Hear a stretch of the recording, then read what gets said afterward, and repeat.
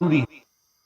आप बड़ा प्रयास या बहुत बड़े तरीके से प्लानिंग मत करो। आप एक आदत बनाओ कि जो करना है वो रोज करना है। एक बच्चे ने जो रेलवे का भी उसने एग्जाम दिया, टेक्नीशियन में उसका फाइनल सिलेक्शन हुआ, उसने बताया, और वो वीडियो भी हम डालेंगे, तो उसने बताया कि सर पहले मैथ्स बहुत वीक था, लेकिन अभी मैथ्स इतना अच्छा हो गया। वो भी मैथ्स फाउंडेशन का स्टूडेंट था। मैथ्स में उसके 25 में से 25 नंबर आए।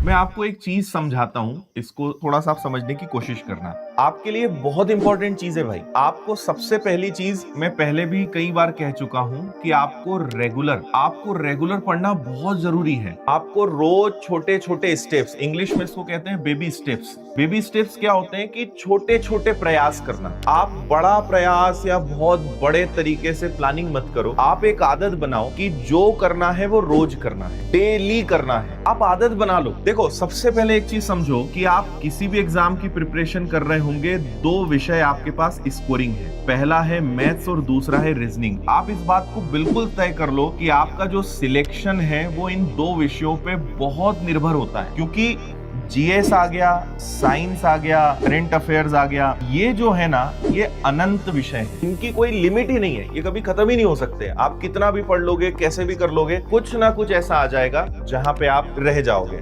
तो मैं ये कहता हूं कि मैथ्स और रीजनिंग दो ऐसे सब्जेक्ट हैं जिसमें 100% मार्क्स लाने की पोटेंशियल है। आप इसमें पूरे पूरे नंबर ला सकते हो, और इतने अच्छे सब्जेक्ट्स हैं और बच्चे लाते हैं। एक बच्चे ने जो रेलवे का भी उसने एग्जाम दिया, टेक्नीशियन में उसका फाइनल सिलेक्शन हुआ, उसने बताया, और वो वीडियो भी हम डालेंगे, तो उसने बताया कि सर पहले मैथ्स बहुत वीक था, लेकिन अभी मैथ्स इतना अच्छा हो गया। वो भी मैथ्स फाउंडेशन का स्टूडेंट था। मैथ्स में उसके 25 में से 25 नंबर आए, 25 में से 25।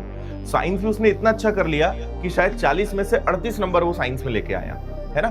तो ये दो ऐसे विषय हैं जिनमें आप 100% मार्क्स ला सकते हो, और आपको लाना ही चाहिए। आपका टारगेट ये होना चाहिए कि इतना लाना है। और मैं इन सब्जेक्ट में कहता हूं कि इनमें आप, अब वो डिपेंड करता है आपकी क्या स्थिति है, लेकिन इनमें 60% से 80% मार्क्स एवरेज होते हैं।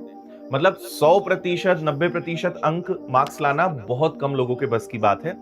अक्सर बच्चे 50%, 60%, 70% मार्क्स ला पाते हैं कि अगर मान लो 20 नंबर या 40 नंबर के जीएस के क्वेश्चंस हैं, तो वो 20, 22, 25 नंबर ले आए, ये बहुत बड़ी बात है। और इसमें मजे की बात क्या है कि इनमें रीजनिंग सबसे इजी है, और मैथ्स को अच्छा करना है तो मैथ्स अच्छा हो सकता है सिर्फ और सिर्फ प्रैक्टिस से। ठीक है, मैं आपको एकदम कम समय में क्रिस्प बातें बता रहा हूं, जो एकदम निचोड़ है, काम की बातें हैं। रीजनिंग बहुत इजी है, मैथ्स पूरा प्रैक्टिस पर डिपेंड करता है। और ये दो विषय आप सबके सबसे पहली लिस्ट में होना चाहिए जिनको आपको खत्म करना है, जिसमें रीजनिंग बहुत जल्दी खत्म हो जाएगा। रीजनिंग अगर आपने आज 0 लेवल से शुरू करा तो 2 से 3 महीने में रीजनिंग खत्म हो जाती है, इतना ईजी है। और इसके बाद रीजनिंग में जनरली सब लोग पूरे पूरे नंबर ले आते हैं। मैथ्स में आपको थोड़ा सा समय लगेगा, मैथ्स में आपकी क्या स्थिति डिपेंड करता है, लेकिन मैथ्स में एवरेज 6 से 7 महीने आपको लग जाएंगे एक बहुत अच्छी स्थिति में आने में। वो भी तब जब आप कंटिन्यूअस और रेगुलर एफर्ट्स लगाओगे, तभी वो आ पाएगा। और ये ऐसे हैं कि ये सब्जेक्ट जो है, आप मान के चलो कि एग्जाम तक आपको पढ़ते ही जाना है। और इन सब्जेक्ट्स में सबसे ज्यादा जरूरत होती है इनको स्ट्रॉन्ग करने के लिए, वो है रिविजन। जितना आप थ्योरी को बार बार पढ़ोगे, रिविजन करोगे, जितने प्रीवियस ईयर्स के क्वेश्चन, मतलब प्रीवियस ईयर्स के क्वेश्चन तो सभी के लिए कॉमन है, मतलब प्रीवियस ईयर्स के क्वेश्चंस आपको लगाने हैं, है ना। आपने टॉपिक वाइज एमसीक्यूज आपको लगाने हैं, ठीक है। आपको मॉक टेस्ट यानी प्रैक्टिस करनी है।